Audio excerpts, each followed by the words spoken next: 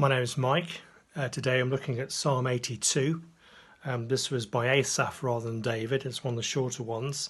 If you haven't had a chance to have a look at it, maybe pause this and just go and have a quick look. It's not that long. So it's a plea for justice in my translation here.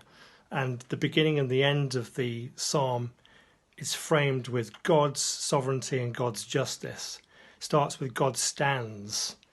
And it finishes with God inherits the nations, his sovereignty and his justice are seen throughout the psalm. And the things that particularly struck me around the psalm were, first of all, this idea of what are called gods with a small g, which in the context of the time we believe referred to leaders that were venerated.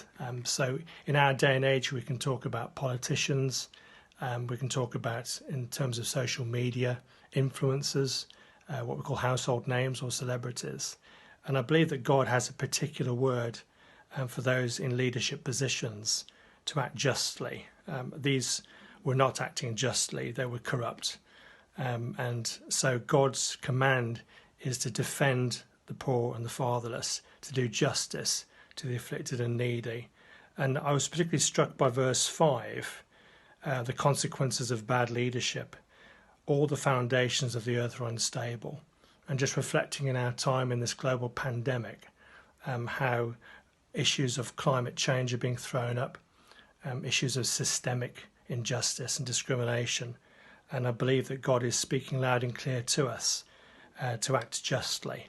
And if you're in a situation where you feel you've been unjustly done by, cry out to God. He's a God of justice. Amen.